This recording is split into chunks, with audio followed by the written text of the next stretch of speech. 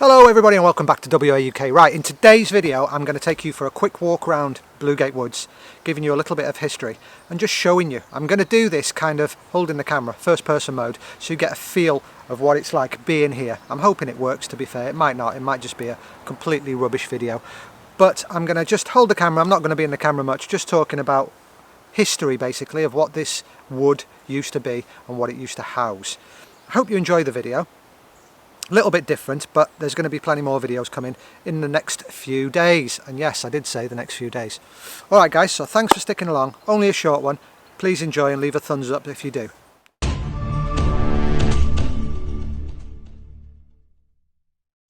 Right, I've got the gate just behind me and I'm walking in through the gate, starting to look very green and luscious.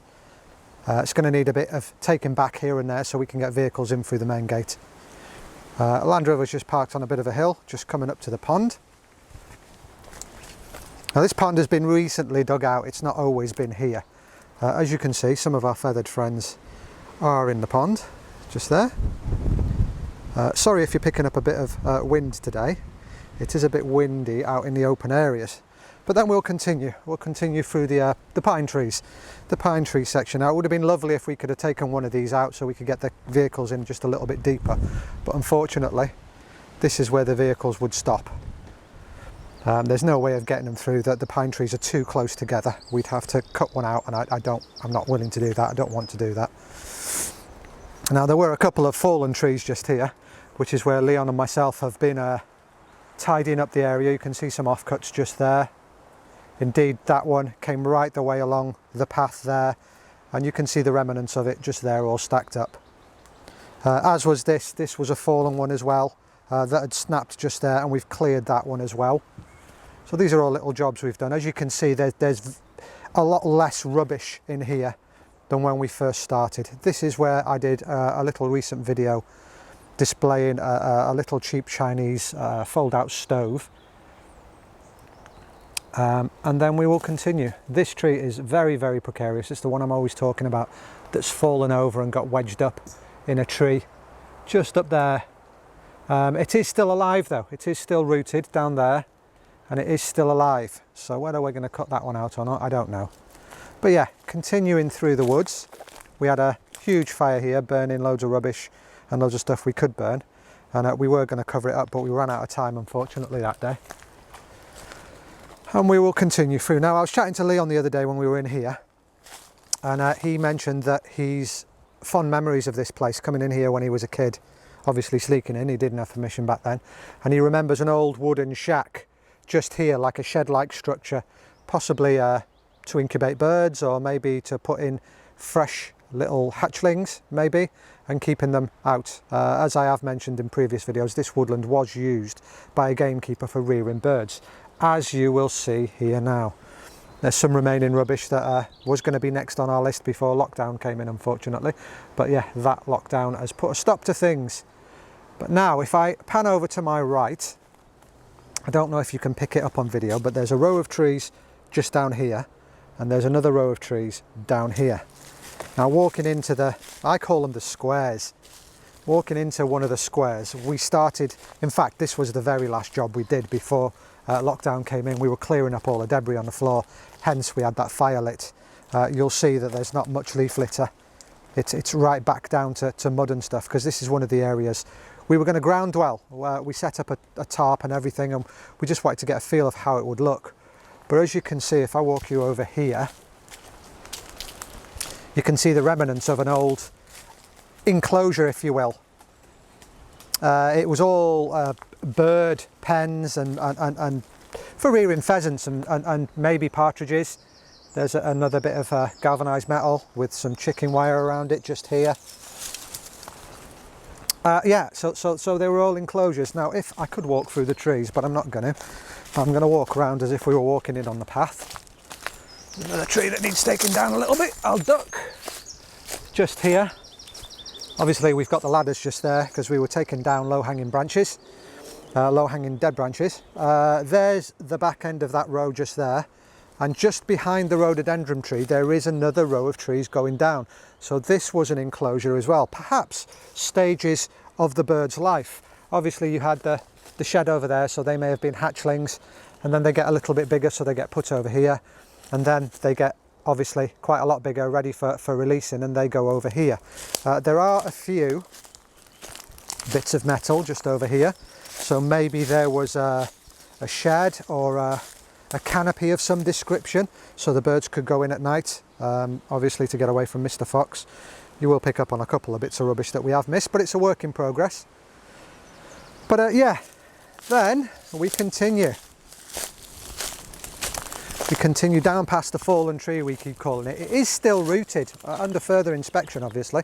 It is still rooted and it is growing in places. Just over here, I think this is a willow tree with these little fluffy buds. But a lot of it is dead, and indeed we have started cutting it back, because one of the farmers' requests was to cut down any low-hanging branches that might get somebody in the eye when they're using it in season. So we continue through, and on the right-hand side, behind the hugely, massively overgrown rhododendron tree, is the ruin. Now this is how we leave the ruin pretty much. We've got a few odds and sods in there, a few essentials, so if we ever want an impromptu brew or an impromptu camp, we can literally jump in the vehicles and come straight out to the ruin and probably be quite comfortable for the night.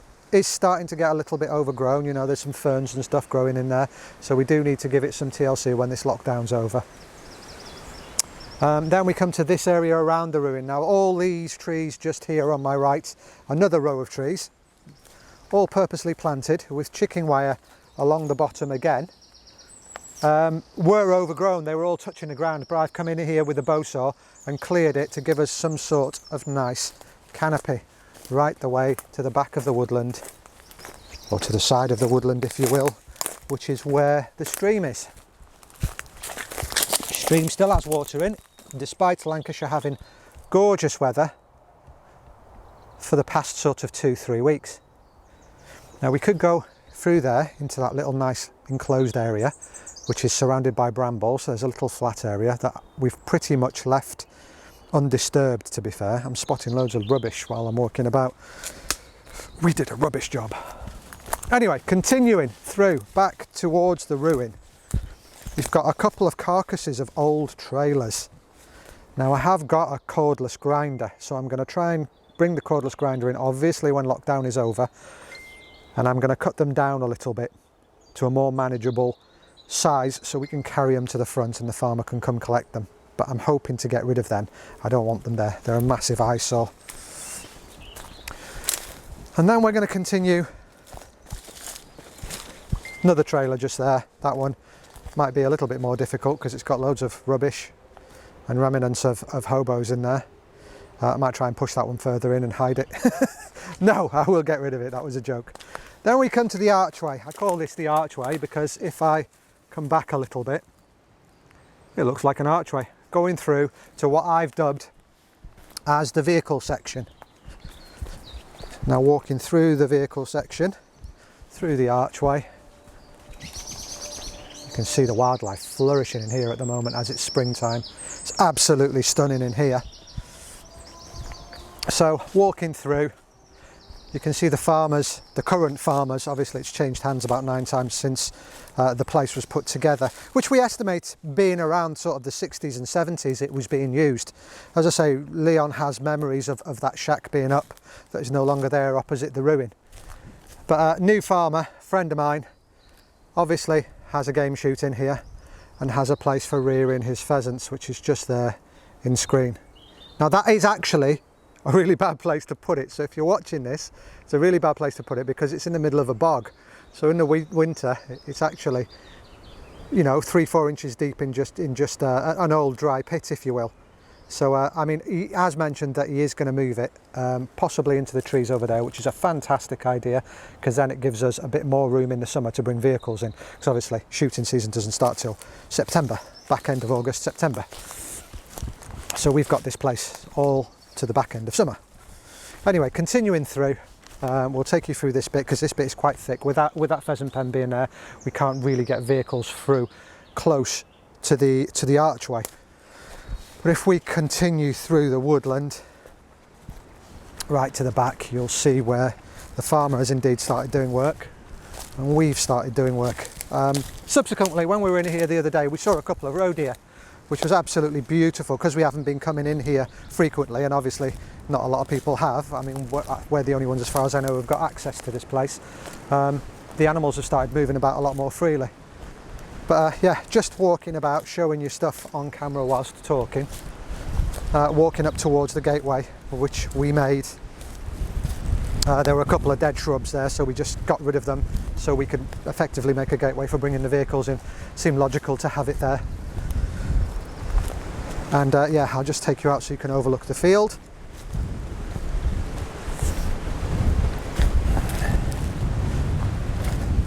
So backs of the houses just there, running along the road.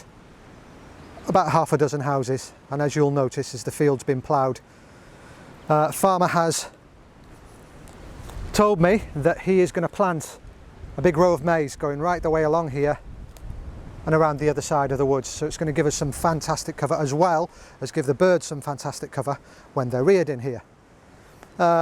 Scaffold structure that I'm always mentioning in all my videos, just there in front of the camera now, that we are going to move eventually over to the ruin when we start making improvements to Bluegate Woods, another series that I've got planned.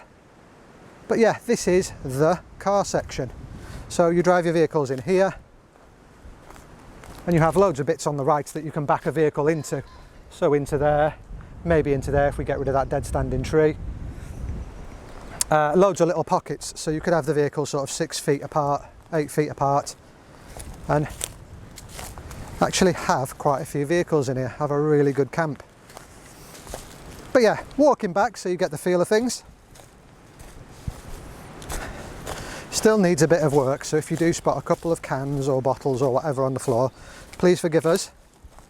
We are not perfect, we are but mere humans trying our best. At the moment, obviously, we've shut down, we're not doing any work in here, although I am classing filming videos as a little bit of work in here. But yeah, continuing back, just so you get the feel of Bluegate Woods. And for those of you that aren't out, the reason I'm filming it in first person mode is so you get a feel of being out here too. It's absolutely stunning, it's so luscious. All the nettles and brambles are coming back through. I dare say in 2-3 weeks time you won't be able to come through this, the nettles will be waist height. And there's the archway heading back through.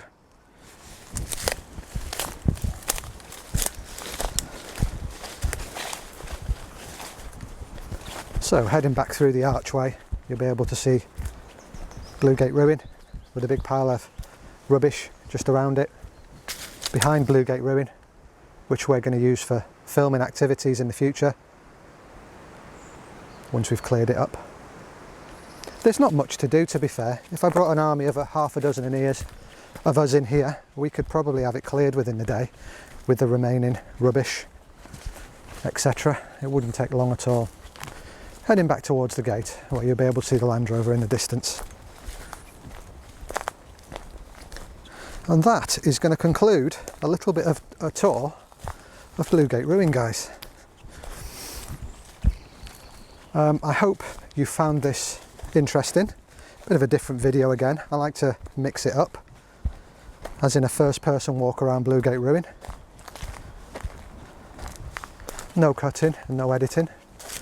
My partner in crime has just arrived. You can see his vehicle just behind the Land Rover there in the distance. Right guys, welcome back. I hope you enjoyed that little bit of a walk around in first person mode for a change on Bluegate Woods. A little bit different for the channel, gets you guys acquainted with the woodland that we're always about, so you'll have sort of a whereabouts in future videos of where we are in relation to the woodland. Only a little woodland, only a coppice. Obviously it has got quite a lot of history, and yeah, we'd like to keep it that way. Anyway, thanks for watching the video today. Again, don't forget to leave me a thumbs up, that would be much appreciated. I hope this video finds you well and you're all very, very safe. You all take care, folks. Bye bye.